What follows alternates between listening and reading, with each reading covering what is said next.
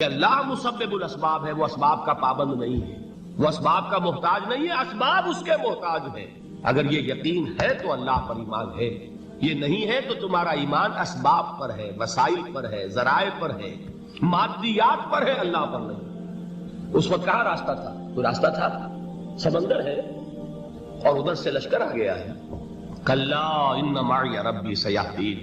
اب دیکھیے ایمان کہہ دینا آسان ہے، ہوا معکم اینما کنتم، جہاں کہیں بھی تم ہوتے ہو اللہ تمہارے ساتھ ہوتا ہے، لیکن اس کا یقین قائم ہو جائے تو زمین و آسمان کا فرق واقع ہو جائے۔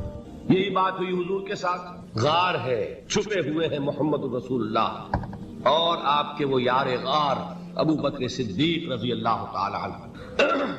اقبال نے حضرت ابو بکر کی شان میں چند اشعار کہیں صرف، لیکن واقعہ یہ ہے کہ بھاری بھاری نظموں پر اور قصیدوں پر بھاری، طویل ترین نظمیں اور قصیدے ہوں ان پر بھاری۔ ہمتیں ابو بکر کی ہمت جو ہے، کشت ملت را جو اب جیسے بارش سے کھیتی اپجتی ہے، ابو بکر کی ہمت اور عزیمت اس امت کو اسی طرح سینچنے والی ہے۔ ثانیے اسلام و غار و بدر و قبر،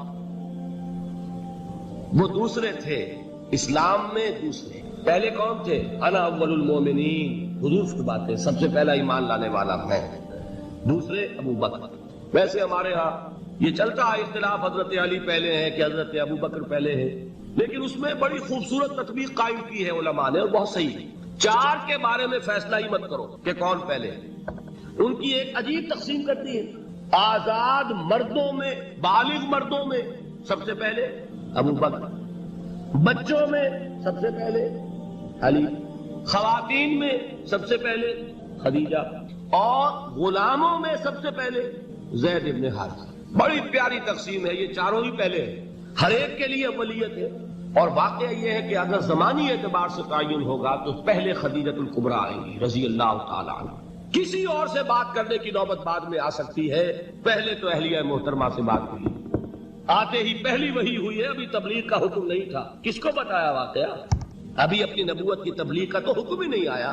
واقعہ کس کا ہے؟ وہ خدیجہ کا۔ جب کہا ہے کہ خشیت علی نفسی، مجھے اپنی جان کا اندیشہ ہے، تو کیا جواب دیا خدیجہ نے رضی اللہ تعالی عنہا؟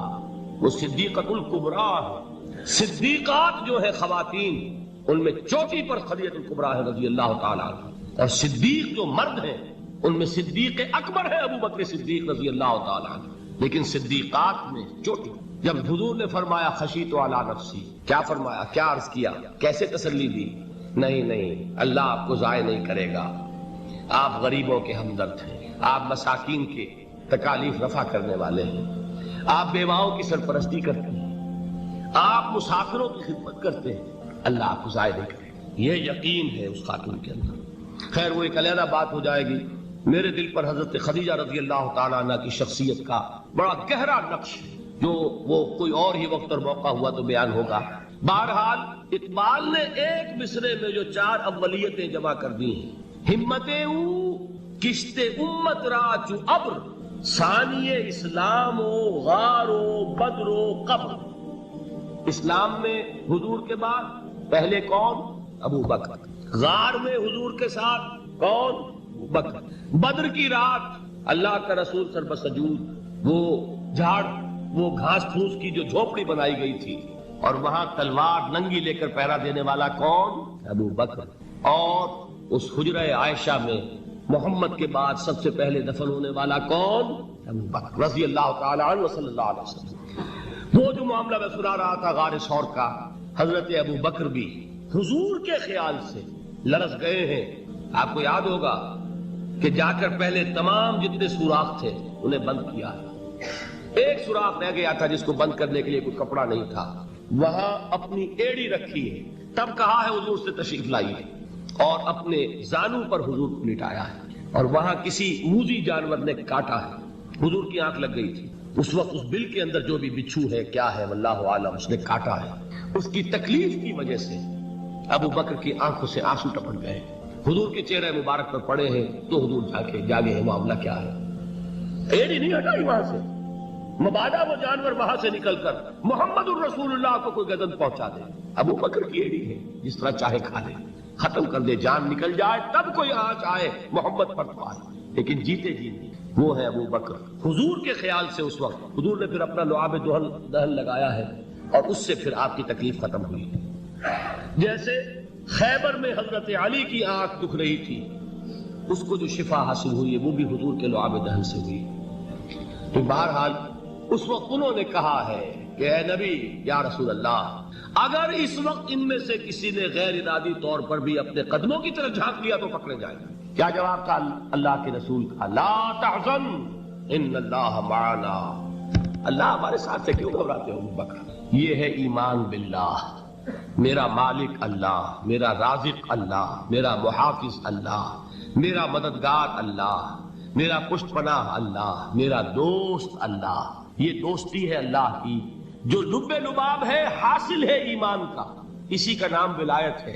اور یہ اللہ کے سروں پر سینگ نہیں ہوتے، جس کے دل میں ایمان راسخ ہو چکا ہو وہی اللہ کا ولی ہے، جسے اللہ پر یقین ہو چکا ہے وہی اللہ کا ولی ہے، جسے یقین ہے اللہ میرے ساتھ ہے، میرا مددگار، میرا پشت پناہ، میرا ساتھی، میرا دوست، میرا محبوب، میرا محب۔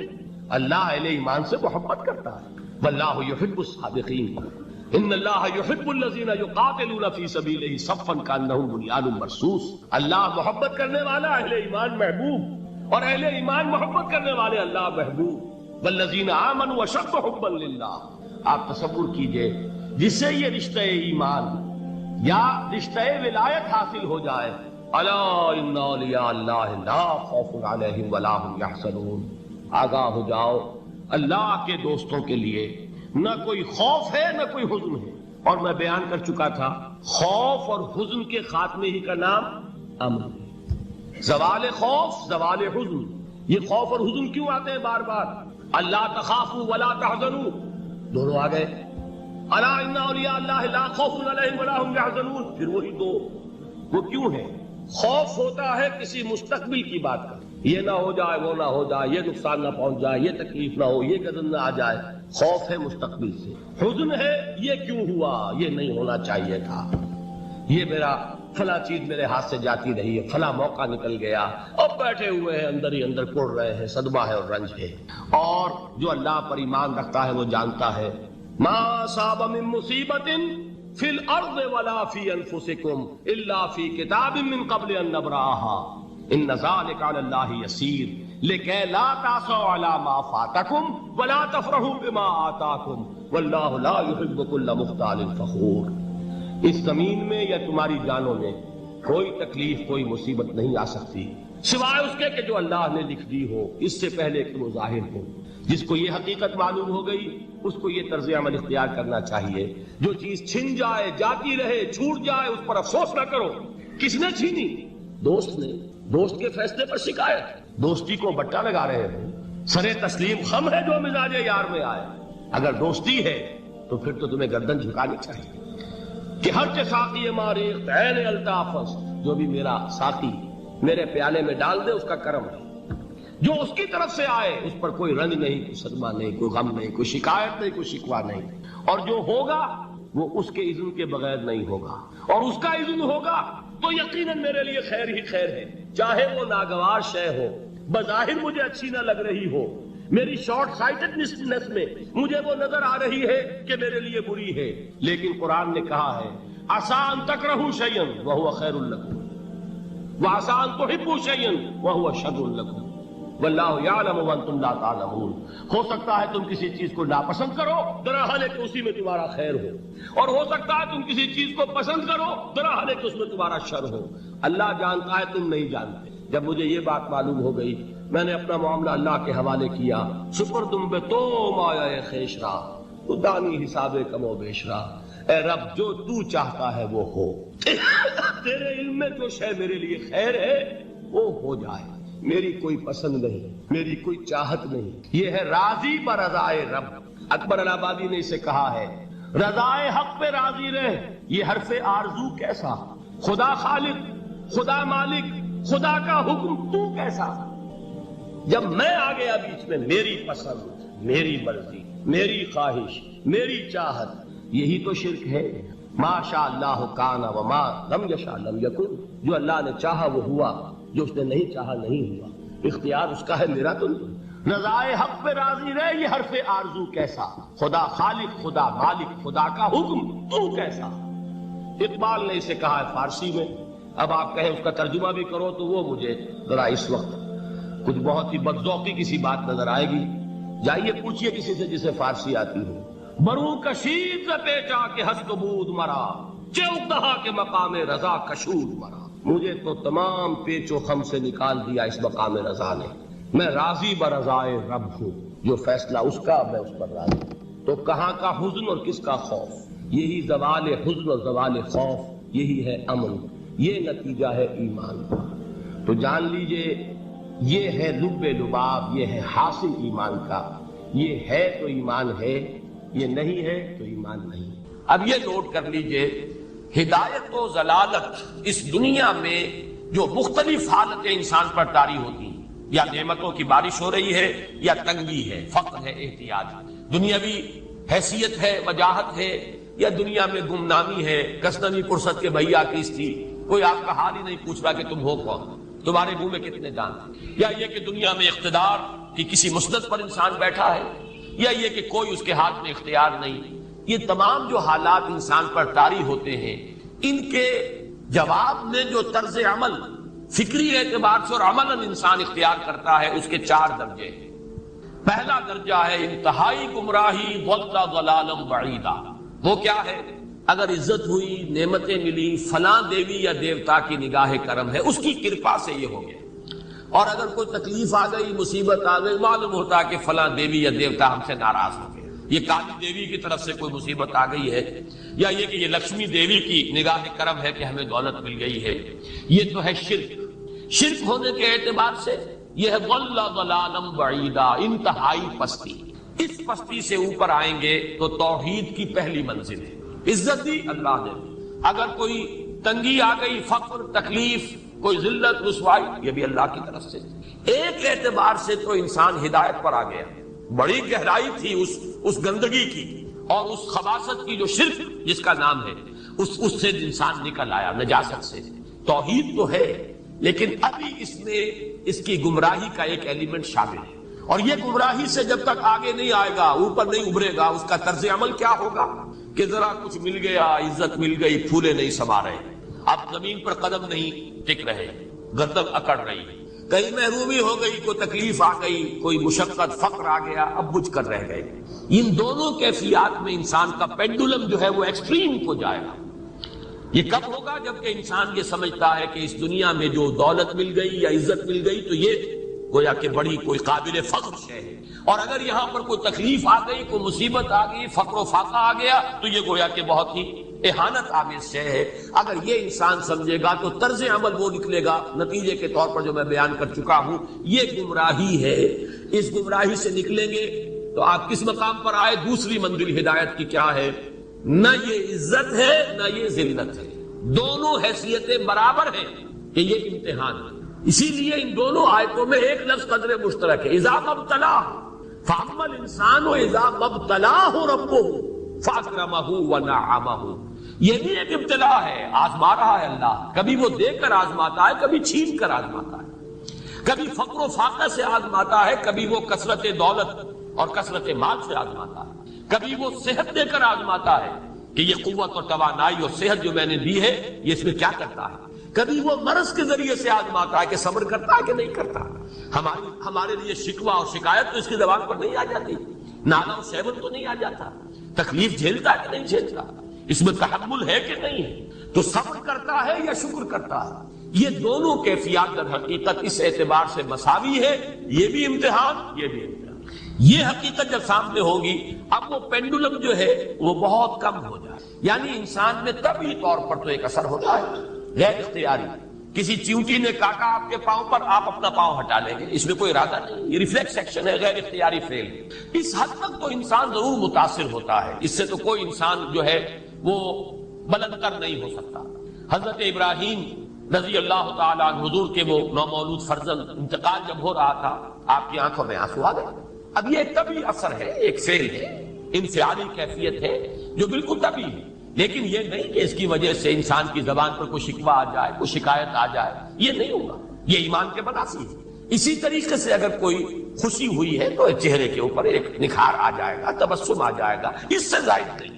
اس حد تک تو یوں سمجھیے کہ انسان کا طبعی تقاضا ہے۔ اس سے زیادہ یہ پینڈولم اگر سوئنگ کر رہا ہے تو گویا کہ اس حقیقت سے انسان محجوب ہے کہ یہ بھی امتحان ہے، یہ بھی امتحان ہے، جو ہم سورہ حدید میں پڑھ چکے ہیں۔ ما اصاب من مصیبت فی الارض ولا فی انفسکم الا فی کتاب من قبل ان نبراها ان ذلک علی اللہ یسیر لکی لا تعصوا علی ما فاتکم ولا تفرحوا بما آتاکم۔ اللہ تمہیں کچھ دے تو اتراؤ مت، اللہ تم سے کچھ چھین لے تو اس کے اوپر افسوس مت کرو۔ یہ نتیجہ ایمان کا نکلنا چاہیے۔ اگر تمہیں ایمان ہے اللہ پر، اگر تمہیں یقین ہے کہ جو کچھ ہوا ہے اللہ کے اذن کے بغیر نہیں ہوا، اگر تمہیں یقین ہے کہ اللہ نے جو میرے لیے طے کیا ہے اس میں میرے لیے خیر ہی ہے، چاہے فی الحال فی الوقت فوری طور پر مجھے ناگوار محسوس ہو رہی ہے بات، لیکن یقیناً میرے لیے اس میں خیر ہے میرے رب کی طرف سے، کہ ہر کے ساتھ یہ ماریخ عین الطاف است۔ ہم تو شارٹ سائٹڈ ہیں، ہم دیکھ نہیں سکتے کسی شے کو، ہم اس کے ظاہر کو دیکھ کر گھبرا اٹھتے ہیں کہ یہ تو تکلیف آ گئی، کیا پتا اسی کے پردے میں اللہ کی رحمت آ رہی ہے۔ میں نے وہ رئیس امروہوی کے اشعار آپ کو کئی دفعہ سنائے ہیں۔ وہ وقت آیا کہ ہم کو قدرت ہماری سعی و عمل کا پھل دے، بتا رہی ہے یہ ظلمت شب کہ صبح نزدیک آ رہی ہے، ابھی ہے کچھ امتحان باقی، فلاکتوں کے نشان باقی، قدم نہ پیچھے ہٹے کہ قسمت ابھی ہمیں آزما رہی ہے۔ رئیس اہل نظر سے کہہ دو کہ آزمائش سے جی نہ ہارے، جسے سمجھتے ہو آزمائش وہی تو بگڑی بنا رہی ہے۔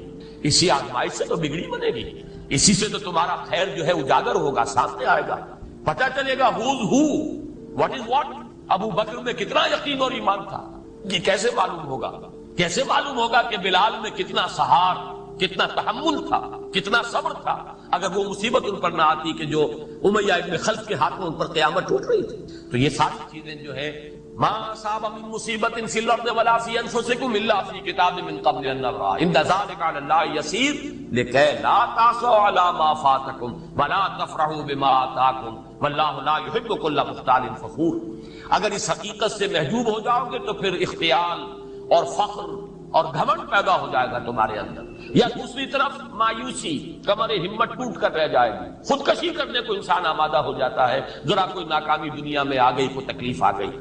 یہ ہے در حقیقت تیسری منزل، ہدایت کی دوسری سیڑھی۔ پہلا کیا تھا؟ نہاد ضل ضلالا بعیدا، کوئی خیر مل گیا تو کسی دیوی کی نگاہ کرم، کوئی تکلیف آ گئی تو کسی دیوتا کی ناراضگی، یہ تو ہے ضل ضلالا بعیدا۔ اس سے اوپر آئے، یہ پہلی سیڑھی ہدایت کی۔ عزت ہے تو اللہ کی طرف سے، اور اگر کوئی ذلت ہے، تنگی ہے تو اللہ کی طرف سے۔ یہ ہدایت کا آغاز ہو گیا، یہ توحید کی بنیادی منزل ہے۔ اس سے اگلی منزل، یہاں کی ذلت ذلت نہیں، یہاں کی عزت عزت نہیں۔ ذالک یوم التغابن، ہار اور جیت کے فیصلے کا دن تو قیامت کا دن ہے۔ وہاں معلوم ہوگا جس کو اس روز عزت ملی وہ عزت والا ہے، جو اس روز ذلیل ہو گیا وہ ذلت والا ہے۔ یہ تو امتحان ہے، دارالامتحان ہے۔ خلق الموت والحیات لیبلوکم ایکم احسن عملا، یہ تو دارالامتحان ہے۔ امتحان ہونے کے ناطے دونوں برابر ہیں۔ اس سے اوپر ہے ایک چوتھی منزل، ہدایت کی تیسری منزل۔ وہ کیا ہے؟ عام طور پر انسان یہ سمجھتا ہے کہ یہ جو آزمائش ہے تنگی کی اور فقر و فاقہ کی، یہ سختر آزمائش ہے، اور نعمتوں کی بارش ہو تو یہ آسان آزمائش ہے۔ یہ بھی ابھی گمراہی کا ایک پرت جو ہے اس کی باقی ہے۔ ابھی ہدایت کا جو کامل جو ہوگا انکشاف، وہ کب ہوگا؟ جب انسان اس حقیقت کو جان لے کہ جہاں وسعت ہو، جہاں کثرت ہو، وہ زیادہ بڑا امتحان ہے، سخت امتحان ہے، بجائے اس کے کہ اگر قلت ہے، کمی ہے، یہ کم تر امتحان ہے، یہ کم بھاری امتحان ہے۔ کیوں کہ اگر آپ کے پاس کثرت ہے، آپ کے اندر غفلت پیدا ہو جائے گی۔ کثرت کا لازمی نتیجہ غفلت ہے۔ کہ تقدیر کے جو عام عقیدے میں ہم تقدیر کہتے ہیں، ایک پہلو ہے ما اصاب علی الانسان، جو کچھ انسان پر آتا ہے مصیبت، جیسے ابھی آیت میں نے پڑھی ما اصاب من مصیبت فی الارض ولا، ہم ہر وقت زد میں ہیں، کوئی تکلیف آ گئی، کوئی بیماری آ گئی، کوئی حادثہ، کوئی بچہ فوت ہو گیا، کوئی اسیر فوت ہوا، تو جو بھی کچھ پیش آتا ہے وہ علم خداوندی میں ہمیشہ سے تھا۔ یہی وجہ ہے کہ ایک اور حدیث ہے ابن الدیلمی، لمبی حدیث، لیکن اس کے اندر جو آخری ٹکڑا ہے وَتَعْلَمَ، یعنی انسان کے نجات کے لیے لازم ہے، یہ بات بھی تم جان لو، انما اصابک لم یکن لیخطئک وانما اخطاک لم یکن لیصیبک ولو مت علی غیر ھذا اگر تم اس کے سوا کسی صورت پر ہوگے تو جہنم میں داخل جاؤ گے، دخل یہ جان لو کہ جو چیز تم پر آئی وہ آنی ہی آنی تھی۔ دیکھیے ہوتا کیا ہے، کاش کہ میں اگر یوں کر لیتا، یہی ایمان بالقدر جو ہوا ہے وہ اللہ تعالیٰ کے ہاں پہلے طے تھا، ہونا ہی تھا، تمہاری کوئی تدبیر۔ کاش کہ میں اس وقت یہ لا، اسی لیے ایک الفاظ آئے ان کلمۃ لا تفتح عمل الشیطان، اس لا سے کاش، اس سے شیطانی عمل شروع، کاش کہ یہ ہو جاتا، کاش میں یہ نہ کرتا، کاش کہ ہو جاتا۔ تعلم انما اصابک لم یکن لیخطئک، تو جان لے اس بات کو کہ جو چیز تم پر آئی ہے وہ ہرگز ٹلنے والی نہیں تھی۔ کوئی تدبیر تم کر لیتے، کوئی کسی وقت کوئی ہیلا کر لیتے، کوئی تم قدم اٹھا لیتے، کچھ بھی کر لیتے، وہ تو آنی ہی آنی۔ وما انما اخطاک، جو چیز تم سے چھوٹ گئی، رہ گئی، نہیں ملی۔ ایک ویکینسی ایڈورٹائز ہوئی تھی، آپ نے درخواست کی، آپ کو نہیں ملی، اب آپ ہو کاش کہ میں نے فلاں سے سفارش کرا دی، بس گئے۔ تو جو چیز چھوٹ گئی وہ چھوٹ جانی ہی تھی، اس میں قطعاً جو ہے کوئی شکل، کوئی تدبیر، کوئی سفارش، کسی طرح کا کوئی بھی ہیلا، کوئی جو ہے اس میں کار کرتا تھا۔ لم یکن لیصیبک وبت علی غیر ذلک، اگر تو اس کے سوا کسی کیفیت پر تیری موت واقع ہوئی، اگر یہ یقین نہیں ہے، یہ ہے تقدیر کا وہ مفہوم، اس کا تعلق ہے علامہ اصاب الانسان، جو انسان کے اوپر وارد ہو رہا ہے، کیا جو ہوا ہے وہ تو ہونا، اس میں کسی شک اللہ تعالیٰ کا۔ البتہ در حقیقت ایک دوسرا پہلو ہے، ما یفعل الانسان، وہ جو انسان کرتا ہے۔ یہاں آ کر یہ تقدیر کا مسئلہ بہت، آیا میرے اندر کوئی اختیار بھی ہے کہ do I have any free choice, یا ہر شخص پہلے سے طے ہے؟ تقدیر کا ایک عام مفہوم ہے اور بعض روایات بھی تائید کرتی ہیں ہر چیز پہلے۔ اور یہ جو حدیث ہم نے پڑھی، یہ گویا کہ اس کی ایک مثال کہ وہ جو لکھ دیا گیا تھا، فرشتے نے لکھ دیا تھا، رحم مادر میں لکھ دیا تھا، شقی و سعید، یہ بدبخت ہے یا سعادت مند۔ تو ایک شخص پوری عمر نیکی کے کام کرتا رہا، آخری وقت میں آ کر کوئی ایسا حادثہ پیش آ گیا کہ وہ اہل جہنم کے سے کام شروع کر دی ہو جاتا، یا ایک شخص ساری عمر جو ہے جہنمیوں کے سے کام کرتا ہے، آخری وقت میں آ کر کوئی ایسی توفیق، ایسا معاملہ ہو گیا، توبہ کر لی، اس نے جو ہے اہل جنت میں سے اعمال شروع۔ تو یہ جو ہے علامہ اصابک کا علیحدہ بات ہے، اور علامہ یفعل الانسان، انسان کیا کرتا ہے اس قدرت کی، اور یہ ہمارے ہاں فلسفے کا بڑا مشکل ہے، اسی کا نام ہے جبر و قدر۔ ہمارے اسلاف میں بھی کچھ لوگ ایسے ہیں متکلمین میں، دیکھیے ہمارے ہاں ایک وہ لوگ ہیں کہ جس پر قناعت کرتے ہیں جو اللہ نے کہہ دیا اس سے آگے ہم نکالیں، وہ محفوظ راستہ، لیکن بہرحال انسان کو اللہ نے ایک عقل، اور یہ عقل سوالات اٹھاتا، اور جو زیادہ ذہین انسان ہوتے ہیں ان کی یہ مصیبت زیادہ ہوتی، لہٰذا وہ تو سوچتے ہیں غور و بات سمجھ۔ اس میں اب ہمارے ہاں دو طبقے ہیں، جبریہ قدریہ۔ ایک نقطہ نظر یہ ہے کہ انسان مجبور محض، کوئی اختیار، اور ایک یہ ہے کہ انسان قادر مطلق، جو چاہتا ہے اپنے فیصلے میں مختار مطلق تو فیصلہ، انہیں قدریہ، تو جبریہ اور قدریہ ان کی ہمارے یہ وہی تقدیر کا مسئلہ تھا، بحثوں میں آ کر انہیں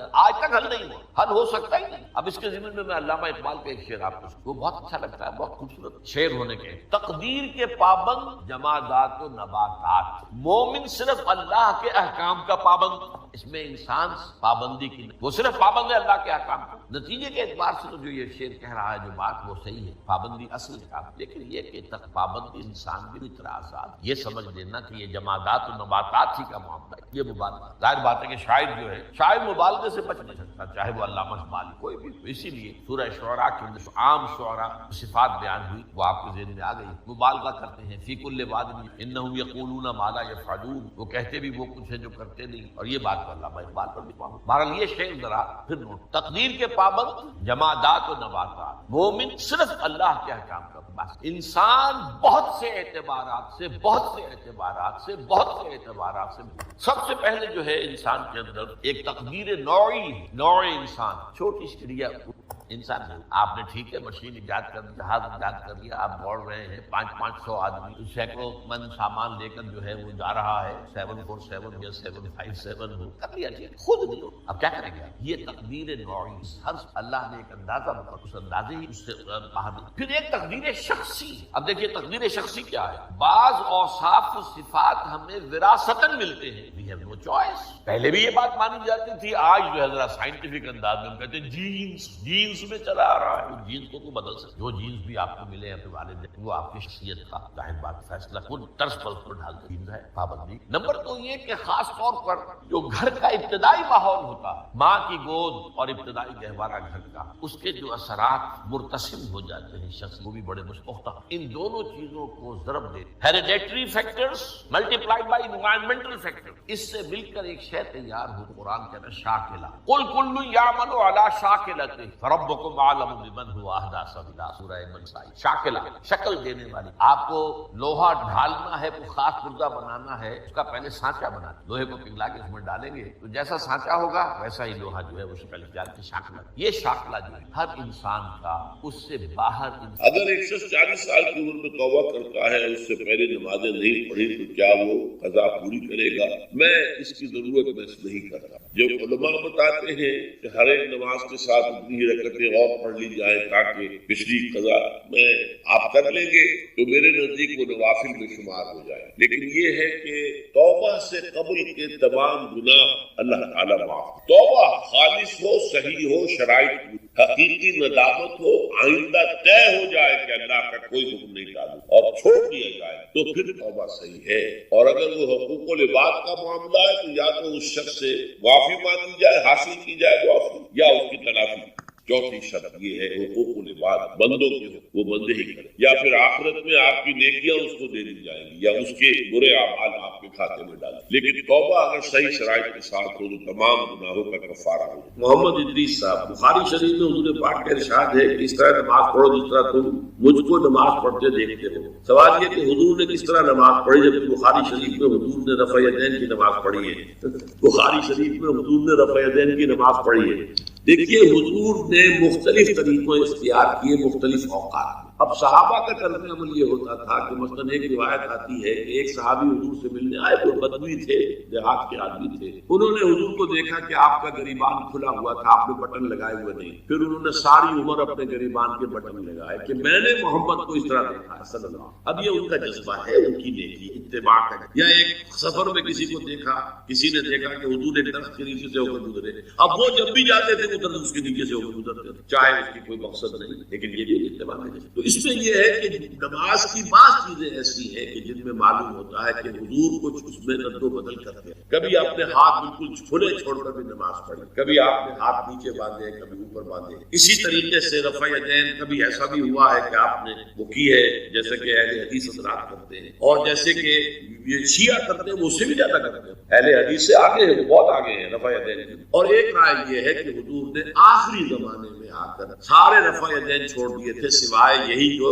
تکبیر تحریمہ کے وقت. اب یہ روایات، اب یہ بحث ہو جائے گی علمی، کس روایت کا کیا مقام ہے، کس کی کیا حیثیت ہے. بخاری شریف میں جو روایت ہے وہ یہی ہے رفع یدین کی، جو آپ صحیح کہہ رہے ہیں. لیکن یہ کہ بخاری شریف واحد کتاب تو نہیں ہے حدیث کی. مصنف عبد الرزاق ایک کتاب ہے، اور اسی طریقے سے اور اس میں یہ کہ امام مالک کے پیروکار، حالانکہ امام مالک مدینے کے دارالہجرہ کے امام، وہ رفع یدین نہیں کرتے. امام شافعی کے کرتے ہیں، امام مالک کے نہیں کرتے، امام ابو حنیفہ کے نہیں کرتے. تو ان چیزوں میں بہت زیادہ پریشان ہونے کی ضرورت نہیں. اصل جو معجزہ ہے حضور کا اور اسلام کا وہ یہ ہے کہ 1400 برس گزر گئے لیکن نماز کے ضمن میں اتنا اختلاف نہیں ہے کہ تمام مسلمان باجماعت نماز نہ پڑھ سکیں. لیکن رفع یدین کرنے میں جماعت ٹوٹی نہیں. آپ نے کیا یا نہیں کیا، جماعت کی فارمیشن برقرار ہے. فرض کیجئے کوئی شخص یہ سمجھتا کہ پہلے سجدہ ہے پھر رکوع ہے، تو اب یہ دو آدمی ساتھ نماز نہیں پڑھ سکتے جن میں سے ایک کے نزدیک پہلے رکوع ہے پھر سجدہ ہے، دوسرا یہ سمجھتا ہے کہ نہیں پہلے سجدہ ہے پھر رکوع ہے. نہیں، ان کی جماعت اب جمع نہیں ہو سکتی. یا کسی کا یہ خیال ہو کہ جیسے ہر رکعت میں رکوع ہے کہ سجدہ بھی ہے کہ وہ ایک سجدہ کر کے کھڑا ہو جائے.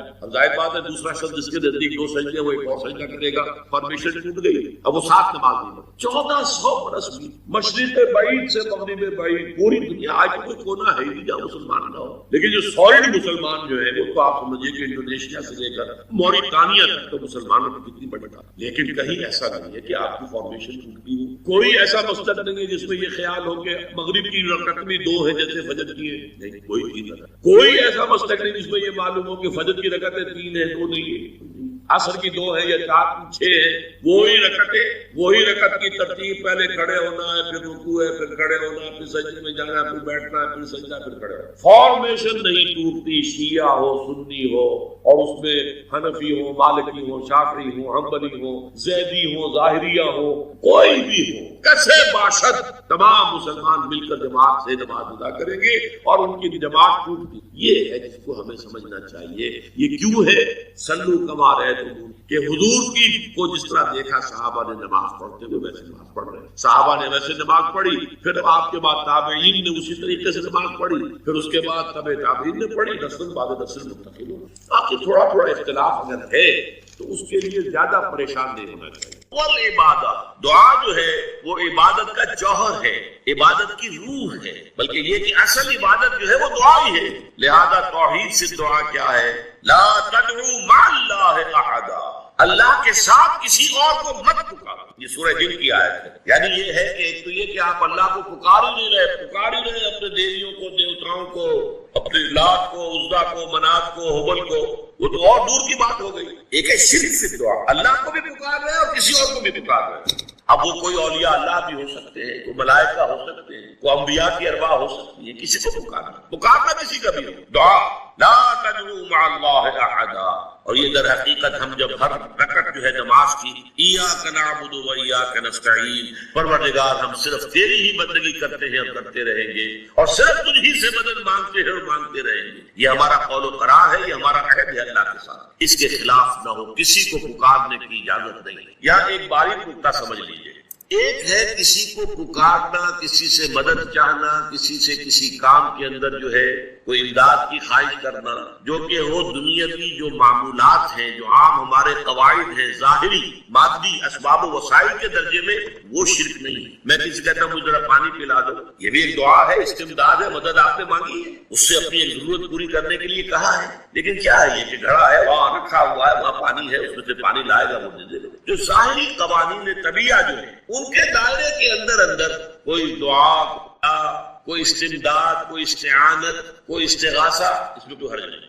غیبی اعتبار سے کسی کے ساتھ بھی کوئی دعا کی جائے اللہ کے سوا، وہ شرک، وہ استدعاء ہو، استغاثہ ہو، استعانت ہو، استمداد ہو، استنصار ہو، کچھ بھی ہو، غیبی طور دنیا کے معروف طریقوں میں اور جو ہمارے طبعی قوانین ہیں ان کے دائروں کے اندر مدد مانگنا، اس میں قطعاً کوئی شرک نہیں ہے، توحید۔ البتہ اس میں بھی ایک باریک نکتہ ہے، ایک بزرگ تھے جو فوت ہو گئے، انہوں نے یہ بات مجھے جس طرح سمجھائی تھی وہ آج بھی میں ان کا مشکور ہوں کہ دنیا میں عام قاعدے قانون کے تحت بھی کسی سے کچھ کہنا کہ بھائی میرا یہ کام آپ کر دیجئے، آپ کر سکتے ہیں، ایک دفعہ کہنا جائز ہے، دوسری مرتبہ یاد دلا دینا کہ شاید بھول گئے، وہ بھی جائز ہے، تیسری مرتبہ کہنا شرک ہو جائے گا، اور اس میں الہا و زاری کرنا اور خوشامدیں کرنا اور گڑ گڑانا، یہ تو شرک ہے۔ تم نے یہ سمجھا ہے کہ تمہارا کام یہی کر سکتا ہے، کام کرنے والا تو اللہ ہے، لا فاعل فی الحقیقت ولا مؤثر الا اللہ۔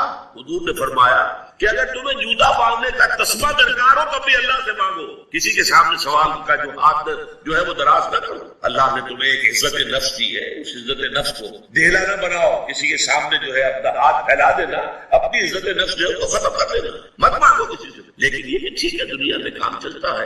حضور کا شکی شان تو یہ تھی کہ اگر آپ سواری پر ہوتے تھے اور آپ کی چھڑی گر گئی تو سواری کو بٹھا کے اس سے اتر کر چھڑی خود اٹھاتے تھے، آپ کسی اپنے ساتھی سے یہ نہیں کہتے تھے کہ میری چھڑی پکڑا دو۔ آپ کی تو غیرت کا عالم جو ہے وہ بہت بلند تھا، بہت بلند تھا، بہت بلند۔ لیکن دنیاوی عام طریقے سے سلطان بلکہ موجودہ پاکستان کے تقریباً پورے نصف علاقے تک پہنچ گیا تھا، فٹ ہلز آف کشمیر تک۔ یہ اسلام خالص عربی اسلام تھا، ملوکیت تو آ گئی تھی لیکن بدویت اور عربیت جو ہے اس کی چھاپ اس پر ابھی گہری تھی۔ اور اس اسلام میں نہ ابھی فرقے تھے، نہ مسلک تھے، نہ حنفی، نہ مالکی، نہ شافعی، نہ حنبلی، نہ عقائد کے بارے میں بحثیں شروع ہوئی تھی، علم کلام کی بحثیں ہوئی تھی، نہ ابھی یونانی فلسفے اور منطق کا حملہ ہوا تھا، ابھی کچھ نہیں تھا، سادہ اسلام۔ اسلام اپنی اصل سادگی پر برقرار تھا، چنانچہ اس کی قوت تسخیر بڑی زبردست ثابت ہوئی، اور خاص طور پر محمد ابن قاسم جو نوجوان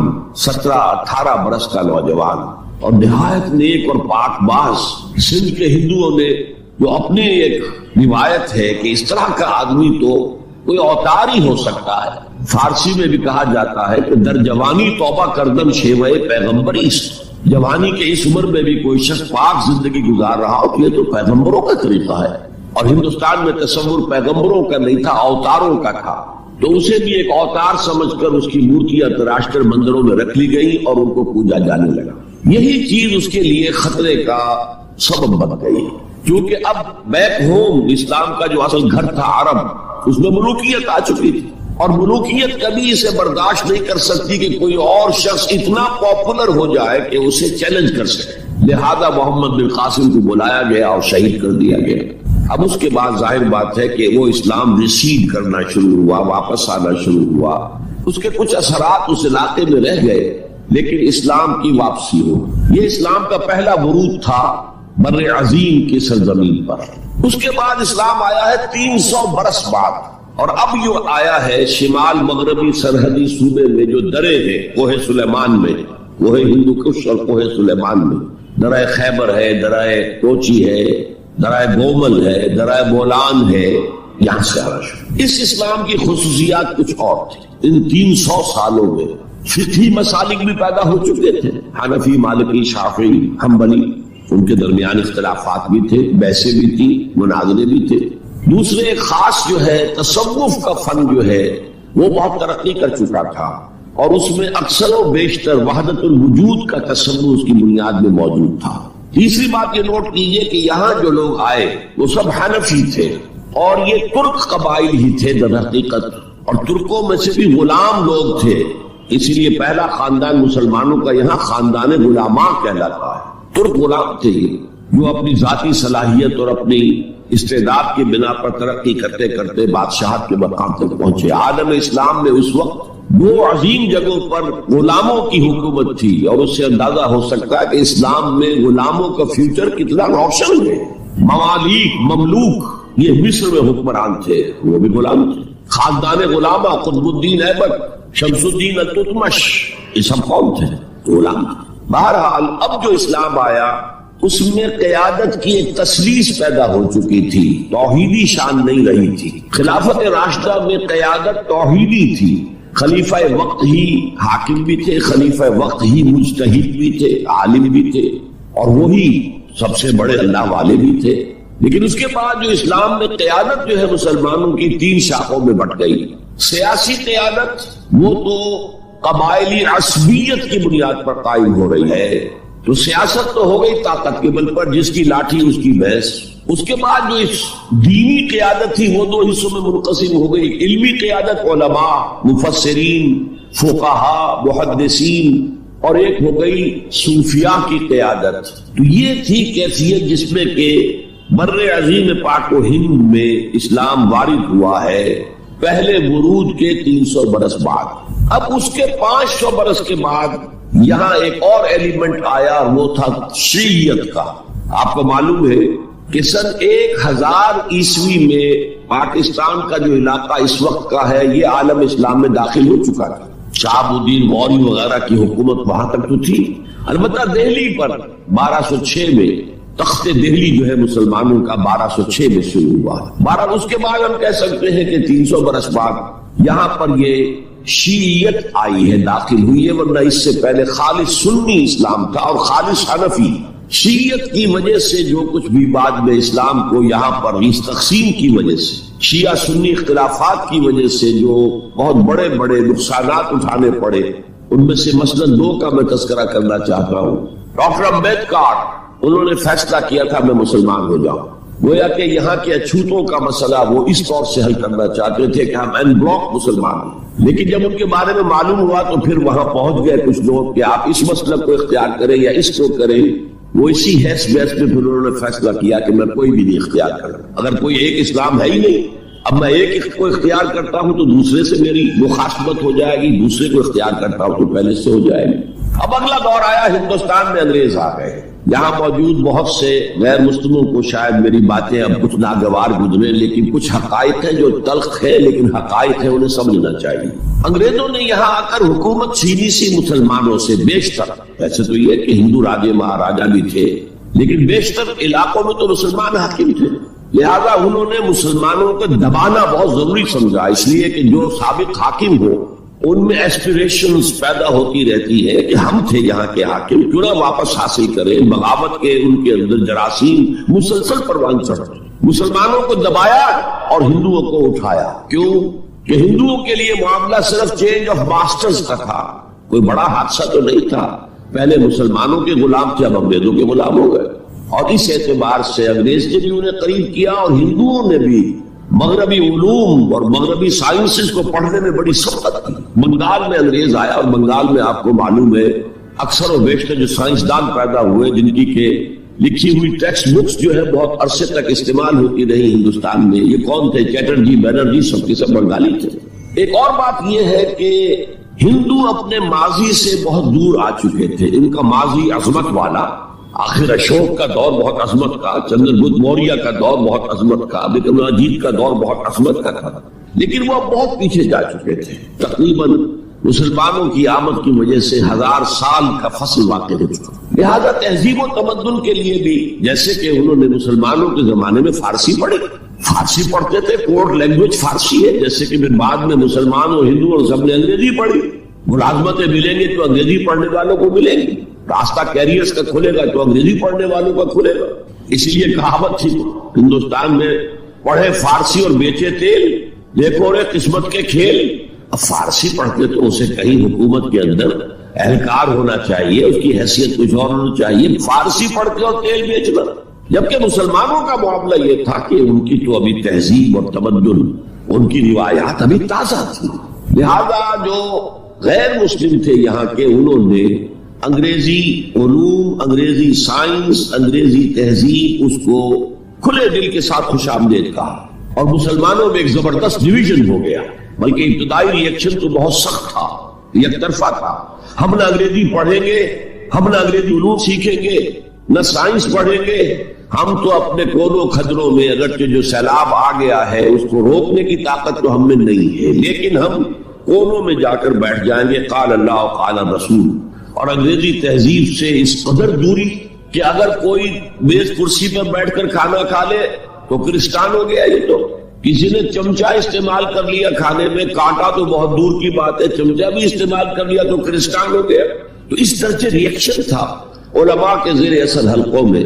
گویا کہ وہ جو گاندھی جی کا فلسفہ تھا نان کوآپریشن، تو مسلمانوں نے انگریزوں کے ساتھ شدید قسم کا naan cooperation from the very beginning شروع کی. اس پر سر سید احمد خان نے ان دونوں چیزوں کی مخالفت کی. ایک تو انہوں نے انگریزوں کو بتایا کہ دیکھو یہ جو آزادی کی جنگ تھی یہ صرف مسلمانوں کی نہیں تھی، 1857 کی، یہ تو مشترک تھی. تو اس کے اندر کیا سبب ہوا ہے، اس کی وجہ سے آپ مسلمانوں سے بوجھ محسوس نہ کریں. اور مسلمانوں سے بھی کہا بھائی انگریزی پڑھو، انگریزی علوم حاصل کرو، سائنس پڑھو، سائنٹیفک نالج حاصل کرو، ورنہ تمہاری حیثیت ہندوستان میں کیا رہ جائے گی؟ پلے دار رہ جاؤ گے یا گوشت فروش رہ جاؤ گے. اللہ اللہ خیر صلی اللہ، اور تمہاری کوئی حیثیت نہیں رہے گی. تو اس اعتبار سے سر سید احمد خان ایک اہم لینڈ مارک ہے. اس کے علاوہ انگریزی دور کا ایک اور جو پہلو بہت اہم ہے، انگریزوں نے ڈیوائڈ اینڈ رول پالیسی کے تحت مسلمانوں اور ہندوؤں کے درمیان مرافرت کو ہوا دی. یہ ان کی پالیسی نہیں مستقل. یہ ایک قوم کی حیثیت سے سامنے نہ آ جائے، پھر ظاہر بات ہے کہ ہمارے پاؤں تو اکھڑ جائیں گے. تو یہ جو ہمارے ہاں شروع ہوا، کچھ اور فیکٹر بھی تھے. ہندوؤں میں ایک انتقامی جذبہ بھی تھا کہ مسلمانوں نے ہم پر حکومت کی ہے 800 برس 1000 برس، اور ظاہر بات ہے سارے حاکم اچھے تو نہیں تھے، کوئی اچھا بھی تھا تو اکثر و بیشتر تو عیاش قسم کے لوگ تھے. ہم نے محل بنائے، تاج محل بنائے، ہم نے کوئی کام اور تو کیا نہیں. دین کی تبلیغ تو اولیاء اللہ نے کیا، صوفیاء نے کی. کبھی بھی سرکاری سطح پر، حکومت کی سطح پر یہاں تبلیغ اسلام کا اہتمام نہیں. ایک دو ایکسیپشنز ہیں. ایک راجہ گجرات کاٹیا واڑ کے علاقے کا جس نے کہ تبلیغ کا اہتمام کیا، ایک راجہ کشمیر کا تھا جس نے تبلیغ کا اہتمام کیا.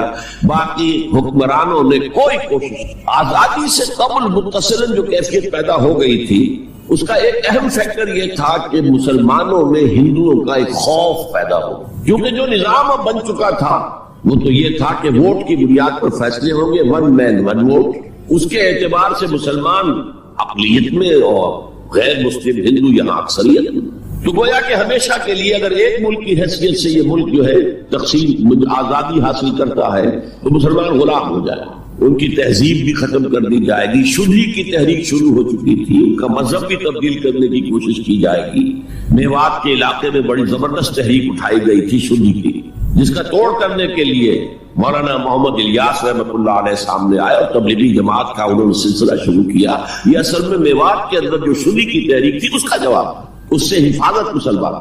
تو اندیشہ یہ تھا کہ ہندو ایکسپلائٹ کرے گا، ہماری تہذیب کو ختم کرے گا، ہماری زبان کو ختم کرے گا، معاشی طور پر ہمیں ایکسپلائٹ کرے گا، مفلوج کرے گا، اور اپنی سی کوشش کرے گا کہ ہمارا مذہب بھی تبدیل کرا دے۔ مسلمانوں کی ایک قومی جماعت، اگرچہ وہ شروع میں قومی اس کو کہنا غلط تھا، وہ نوابوں، جاگیرداروں، نواب زادوں ان کی جماعت تھی مسلم لیگ، جو 1906 میں قائم ہوئی۔ مسلمان عوام کا اس سے ساتھ کوئی نہ رابطہ تھا، نہ ان کا کوئی رابطہ عوام کے ساتھ۔ اس کی جو 1906 سے لے کر 1924 تک کی جدوجہد ہے، وہ ساری دفاعی جدوجہد تھی۔ ہمارے یہ حقوق ہونے چاہیے، ہمیں اس کی ایشورنس دی جانی چاہیے، ہمیں سیپریٹ الیکٹوریٹ دیا جائے، اور یہ کہ اس سے بھی آگے بڑھ کر ہمیں مرکز میں کچھ زیادہ حیثیت دی جائے تاکہ ہماری بھی کوئی حیثیت ہو، کوئی توازن پیدا ہو سکے۔ بس اسی پر ساری گفتگو گفت و شریف تھی۔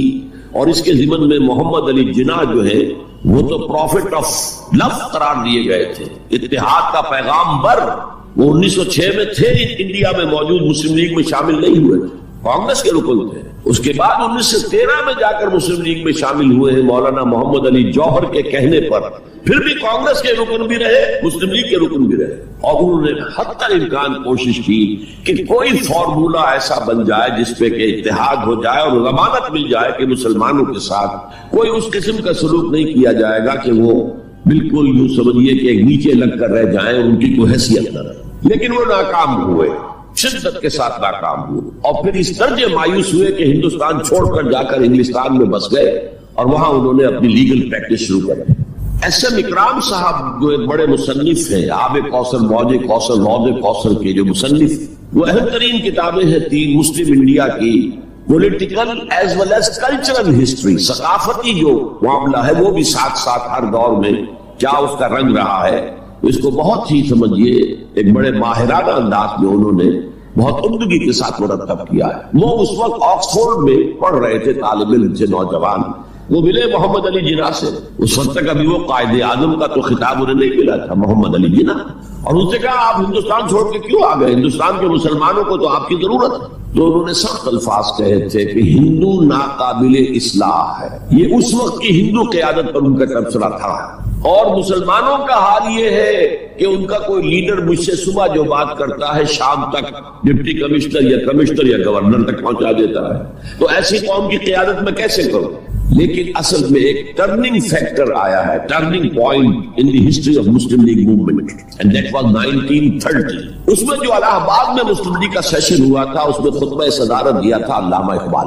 علامہ اقبال اس سے پہلے ہندوستان میں ایک سور پھونک چکے تھے کہ اب اسلام کی نشأت ثانیہ کا دور آنے والا ہے، اسلام جو ہے دوبارہ دنیا کے اندر برسر عروج آئے گا۔ ایک امید افزا صورتحال علامہ اقبال نے اپنی ملی شاعری سے پیدا کر دی۔ کتاب ملت بیضا کی پھر شیرازہ بندی ہے، یہ شاخ ہاشمی کرنے کو ہے پھر برگ و بر پیدا، سبق پھر پڑھ صداقت کا، شجاعت کا، عدالت کا، لیا جائے گا تجھ سے کام دنیا کی امامت